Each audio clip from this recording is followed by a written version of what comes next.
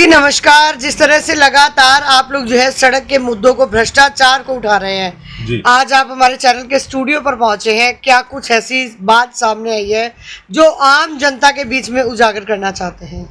देखिए, सबसे पहले तो मैं आपका धन्यवाद करना चाहूँगा कि आप लोग हमेशा जो भी भ्रष्टाचार के मुद्दे हैं उन्हें उठाने में हमारा इतना सहयोग करते हैं। और जिस चीज़ के लिए मैं आपके सामने आया हूँ, वो जो हमने मुद्दा उठाया था वर्कशॉप रोड पे चल रहे भ्रष्टाचार का और जिम खाना क्लब रोड पे चल रहे भ्रष्टाचार का, तो उसके रिगार्डिंग मेरे को एक कॉल आया है। और कॉल करने वाला जो है वो ठेकेदार है जो ये कंस्ट्रक्शन कर रहा है और मिलने के लिए बोल रहा है। तो मिलने का मतलब क्या है, मुझसे मिलने का क्या तात्पर्य हो सकता है जी। और मैंने क्यों मिलना है ऐसे आदमी से जिसका भ्रष्टाचार मैं दिखा रहा हूँ। और मैंने जब उनका कॉल आया तो मैंने उनको साफ साफ कहा कि आप जो भी बात करनी है, अगर आपकी टाइल्स ठीक है, आपका रॉ मटेरियल ठीक है, आप सब कुछ अच्छा कर रहे हैं, तो आप जाके सीधा नगर निगम मेयर से मिलिए, अधिकारियों से मिलिए, वहां पर अपनी जांच रिपोर्ट सबमिट कीजिए, वहां पे अपना जो भी पक्ष है वो रखिए। जी। हमारे से मिलने से तो कुछ होने वाला नहीं है। और ऐसे लोगों से मिलना मैं भी नहीं चाहता कि हम किसी तरह से मिले कि हमारे ऊपर कोई एलिगेशन लगे। जी। तो मैं आपको दिखाना चाहूँगा सबसे पहले कि उनका मैसेज आया मुझे कि मुझे मिलना है, बात करनी है। मुझे कॉल भी कर रहे थे लगातार और ये रात को लगभग 10:30 बजे की बात है। जी। और उसमें जब मैंने उनसे पूछा कि मुझे मिलना किस चीज़ के रिगार्डिंग चाहते हैं, आप किस बारे में बात करना चाहते हैं, तो उन्होंने साफ साफ बोला पर्सनल डिस्कशन।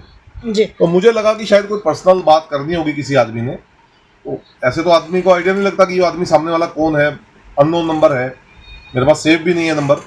तो जब उनका कॉल आया और जब उन्होंने बात की तो वो तो अच्छा हुआ, मुझे कुछ डाउट सा हुआ था क्योंकि इतनी रात गए 10:30 बजे कोई किसी से पर्सनल डिस्कशन के लिए कॉल नहीं करता। जी। और उसमें लिखा आ रहा था पायल कंस्ट्रक्शन कंपनी। तो पायल कंस्ट्रक्शन कंपनी के नाम से मुझे थोड़ा सा डाउट हुआ। मुझे नहीं मालूम था कि ये ठेका किसके पास है, बट जब मैंने कॉल किया, बात उनसे हुई, तो वो क्लियर हो गया कि इसी ठेकेदार का कॉल था। और मैंने अपने दूसरे फ़ोन से जो भी रिकॉर्डिंग हुई है वो सारी की सारी एज इट इज़ रिकॉर्ड की है।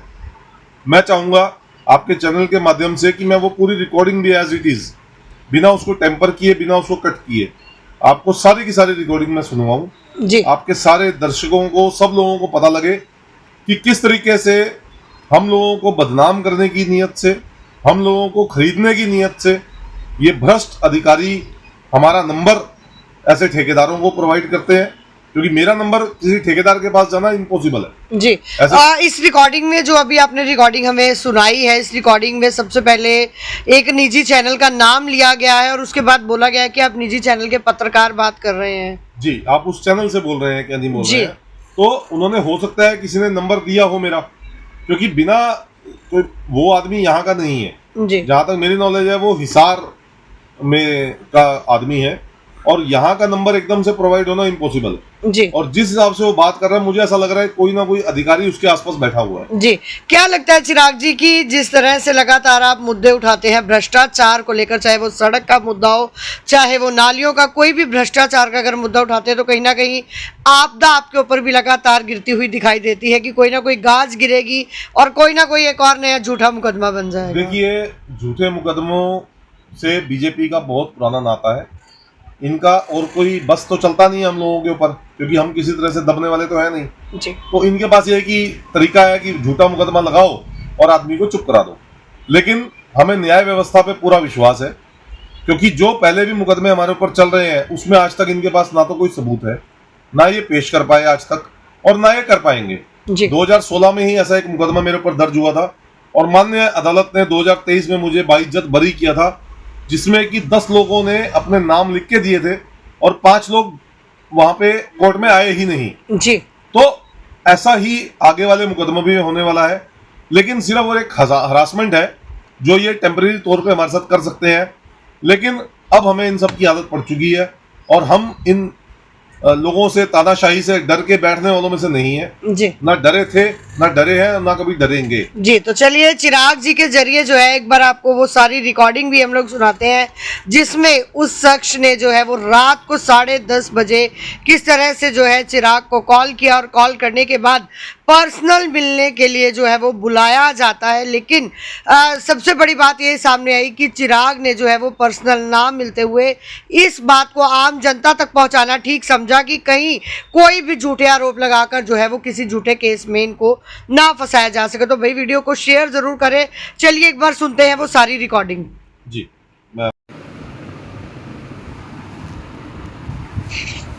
हेलो हेलो हाँ जी भाई साहब। हेलो, हाँ जी बोलिए। ये हरियाणा न्यूज से बात कर रहे हैं भाई साहब? हाँ जी चिराग सिंघल बात कर रहा हूँ जी, हरियाणा न्यूज़ से तो नहीं बोल रहा हूँ। चिराग सिंह, हाँ जी ये एक यमुनानगर वाला ये क्या मैटर हो रहा है भाई साहब? ये कौन से वाला जी? ये अपने इस पे रोड पे जो वीडियो बना रहे थे। कौन सी जिमखाना क्लब वाली? हाँ, जिमखाना क्लब वाला। भाई साहब वो उसमें हल्का माल लगा हुआ है। आप कौन बोल रहे हैं वैसे?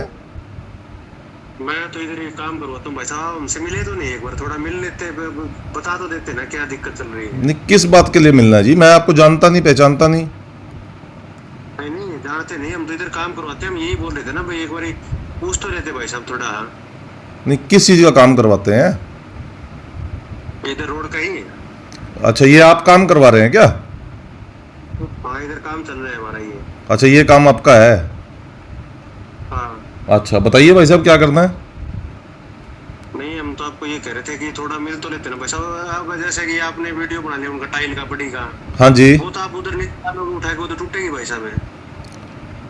नहीं तो भाई साहब फिर मिलना किस लिए है? वो तो आप नगर निगम में बात करो ना भाई। हम तो इसकी जांच की बात कर रहे हैं। आप ऐसे नहीं बोल रहा, मैं ये बोल रहा हूँ जैसे आप जिस टाइम पे आप वीडियो बना रहे थे ना, उस टाइम पे बुला तो लेते ना किसी बंदे को। किसको बुलाना है भाई साहब? किसी को बुला लेते, काम करने वाले बंदे को उधर वहाँ पे साइड के। तो भाई साहब 6:30 बजे वहाँ कोई था ही नहीं, हम किसको बुलाते हैं? हमें पता ही नहीं किसकी साइट है। फिर वही कह रहे हैं जैसे कि पत्थर की उसमें वीडियो डाल रखी है, पत्थर टूट रहे हैं। पत्थर तो जैसे बड़ा है, आप कोई भी उठा के रखेंगे ना भाई साहब, वो सारे टूटेंगे जी, कितना ही बढ़िया हो। तो भाई साहब ऐसा है ना, तो आप मुझे फ़ोन क्यों कर रहे हैं? आप इस मैटर के बारे में अगर आपका माल ठीक है आप उसकी स्ट्रेंथ चेक कराओ, आप माल लगाओ, बात खत्म होगी। स्ट्रेंथ वो ईंट लेंगे उधर से चेक कर लेंगे, कोई दिक्कत नहीं भाई साहब। बस ठीक है भाई साहब कर लो आप, बात खत्म होगी, उसमें क्या दिक्कत है?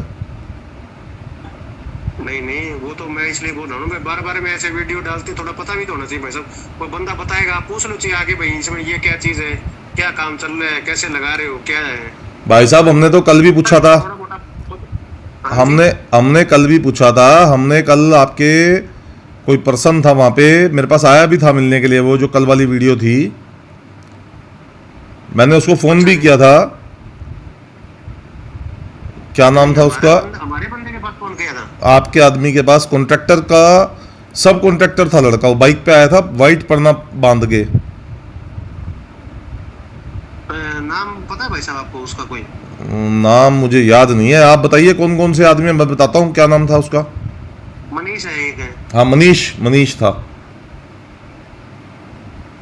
मनीष आया था। हाँ मनीष कल आया था। तो मनीष क्या बता रहा था इसके आपके इसके बारे में? मनीष तो ये कह रहा था जी सारा माल पास है, सब टेस्ट है, और अव्वल की ईंट लगा रहे हैं जी हम। और आपका जो मिस्त्री है जो काम कर रहा है, हाँ जी। वो आपके सामने वो वीडियो में बोल रहा है कि ये लाल पेटी की ईंट लग रही है, सारी की सारी 2 नंबर की ईंट है। अच्छा जी। हाँ वो तो मैंने सुना था, वो कह रहा है मिस्त्री तो चलो भाई जब भी सुना उसने ज्ञान हुआ ना, मिस्त्री ने तो बोर्ड क्या ना मिस्त्री वाला काम करता पावा नहीं। भाई मिस्त्री तो जो आदमी काम कर रहा है इतने सालों से, उसको तो पता ही है कौन सी ईंट है। नहीं पता तो है, लेकिन फिर भी इतना उसको पता नहीं था ना भाई साहब।